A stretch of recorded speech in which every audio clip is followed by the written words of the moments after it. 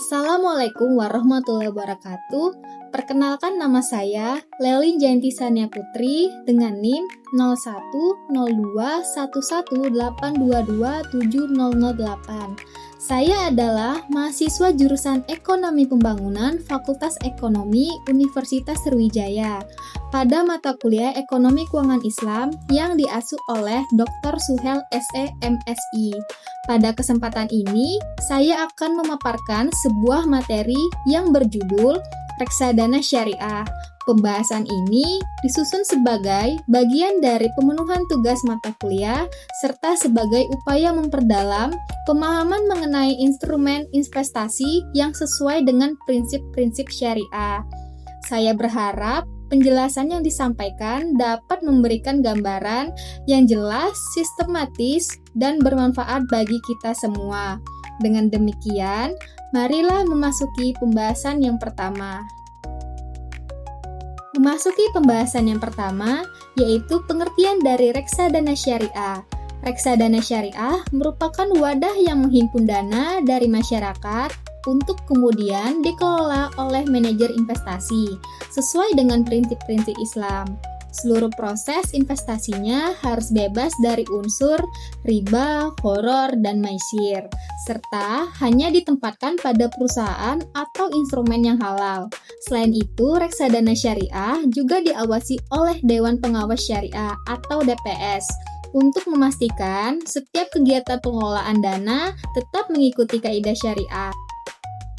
Adapun cara kerja reksadana syariah. Mekanisme kerja reksadana syariah melibatkan beberapa pihak utama yang saling bekerja sama. Berikut adalah alur kerjanya secara bertahap.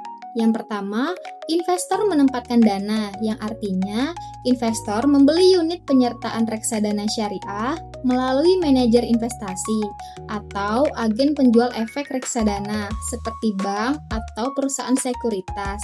Yang kedua, yaitu dana dihimpun, yang artinya seluruh dana dari berbagai investor dikumpulkan dalam satu wadah. Yang ketiga, yaitu pengelolaan oleh manajer investasi atau MI.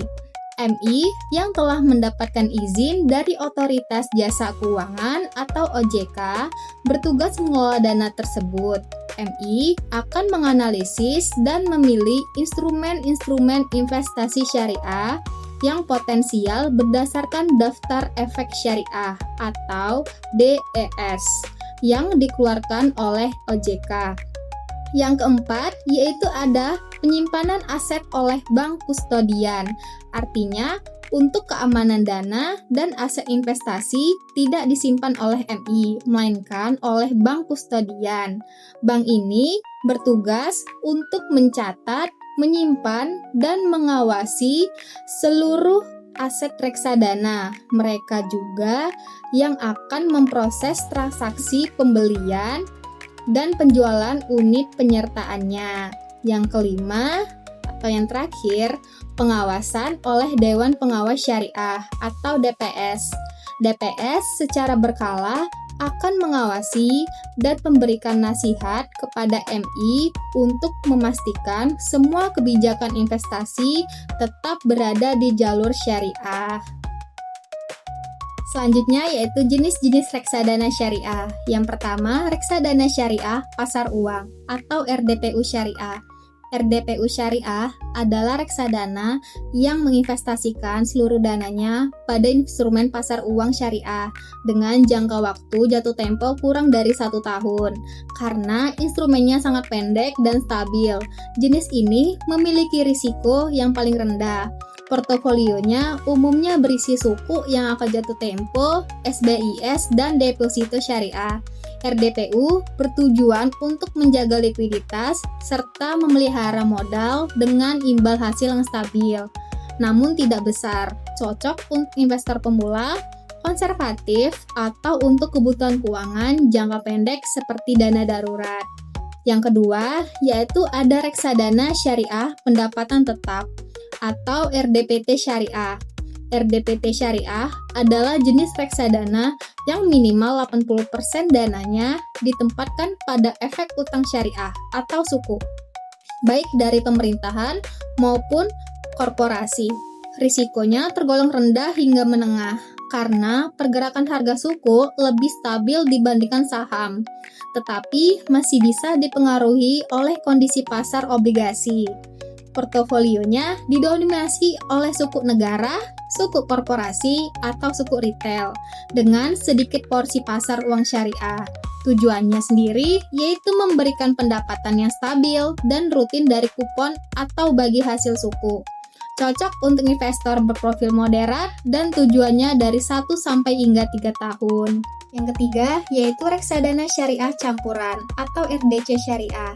RDC syariah adalah reksadana dengan komposisi campuran antara saham syariah, suku, dan instrumen pasar uang syariah, di mana masing-masing jenis aset tidak boleh melebihi 79%. Kombinasi ini membuat risikonya menengah hingga tinggi, tergantung bagaimana manajer investasi mengalokasikan aset tersebut.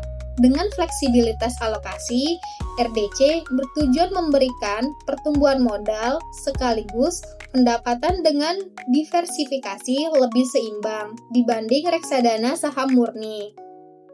Reksadana ini cocok untuk investor moderat dengan tujuan jangka menengah hingga panjang, yaitu 3-5 tahun. Dan yang terakhir yaitu ada reksadana syariah saham atau RDS syariah. RDS syariah adalah reksadana yang minimal 80% investasinya pada saham syariah yang lolos screening otoritas jasa keuangan dalam daftar efek syariah atau DES, ISSI, atau JEEI karena sepenuhnya mengikuti pergerakan pasar saham. Jenis ini memiliki risiko yang paling tinggi, namun juga memberi potensi imbal hasil yang paling besar dalam jangka waktu yang panjang. Tujuannya sendiri yaitu adalah pertumbuhan modal maksimum, tetapi fluktuasi nilainya sangat tinggi. Nah, reksadana ini cocok untuk investor agresif dan tujuannya jangka panjang, lebih dari 5 tahun, seperti dana pensiun atau pendidikan. Adapun berbagai keuntungan yang ditawarkan oleh reksadana syariah. Yang pertama, sesuai prinsip syariah. Manfaat utama dan yang paling mendasar adalah ketenangan batin bagi investor muslim. Seluruh proses, mulai dari pemilihan aset hingga pengelolaan dana, diawasi agar tetap berada dalam koridor syariah. Yang kedua, yaitu diversifikasi investasi otomatis. Dengan membeli satu produk reksadana syariah, dana Anda secara otomatis disebar ke berbagai instrumen efek syariah, seperti saham, suku, dan lainnya. Penurunan nilai kerugian dapat ditutupi oleh kinerja aset lainnya. Yang ketiga, yaitu dikelola oleh profesional. Jadi, Anda tidak perlu pusing menganalisis pasar setiap saat. Dana Anda dikelola oleh manajer investasi atau MI yang memiliki keahlian, pengalaman, dan akses informasi untuk membuat keputusan investasi terbaik. Yang keempat, yaitu modal sangat terjangkau. Berinvestasi di reksadana syariah tidak memerlukan modal yang besar. Saat ini, banyak platform yang memungkinkan Anda mulai berinvestasi hanya dengan Rp100.000. Ini membuka pintu bagi siapa saja, termasuk investor pemula dan kalangan muda, untuk mulai merencanakan masa depan keuangannya. Yang kelima, yaitu likuiditas yang tinggi.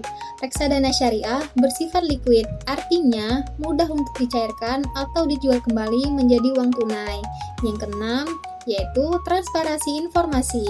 Manajer investasi wajib menerbitkan prospektus dan laporan kinerja bulanan atau fund fact sheet secara berkala. Dokumen ini berisi informasi lengkap mengenai portofolio investasi, kinerja, dan biaya-biaya yang ada. Yang terakhir yaitu proses penyucian harta atau purifikasi. Jika dalam operasionalnya terdapat pendapatan yang tidak disengaja dan tidak sesuai dengan prinsip syariah, misalnya bunga dari rekening bank, manajer investasi akan memisahkan dan membersihkan dana tersebut melalui proses purifikasi. Berinvestasi tidak pernah lepas dari risiko. Berikut risiko-risiko yang ada di reksadana syariah. Yang pertama, risiko berkurangnya nilai unit penyertaan atau risiko pasar. Ini adalah risiko yang paling umum. Nilai aktiva bersih atau NAB per unit reksadana dapat berfluktuasi setiap hari karena dipengaruhi oleh kondisi pasar saham, ekonomi makro, kebijakan pemerintah, dan sentimen global. Akibatnya, nilai investasi Anda bisa naik ataupun turun. Yang kedua, yaitu ada risiko one prestasi atau gagal bayar. Risiko ini terutama pada reksadana syariah pendapatan tetap atau pasar uang yang menempatkan dananya pada suku. Terdapat kemungkinan perusahaan atau pemerintah penerbit suku gagal memenuhi kewajibannya untuk membayar imbal hasil atau pokok yang lebih rendah. Namun, risiko ini cenderung lebih rendah untuk suku yang diterbitkan oleh pemerintah. Yang ketiga, yaitu risiko likuiditas. Risiko ini muncul ketika manajer investasi kesulitan menyediakan uang tunai saat terjadi penarikan dana atau redemption besar-besaran oleh investor secara bersamaan. Jika HMI tidak dapat menjual asetnya dengan cepat, pada harga yang wajar, proses pencairan dana Anda bisa tertunda. Yang keempat, yaitu ada risiko kinerja manajer investasi. Kinerja reksadana sangat bergantung pada keahlian manajer investasi dalam meracik portofolionya. Jika MI membuat keputusan investasi yang kurang tepat, imbal hasil yang didapat bisa lebih rendah dari ekspektasi atau bahkan negatif. Dan yang terakhir, ada risiko perubahan regulasi dan kepatuhan syariah. Perubahan kebijakan ekonomi dari pemerintahan atau perubahan fatwa dari Syariah Nasional atau DSN MUI dapat mempengaruhi instrumen investasi yang diizinkan. Hal ini bisa memaksa manajer investasi untuk mengubah strategi atau komposisi portofolionya.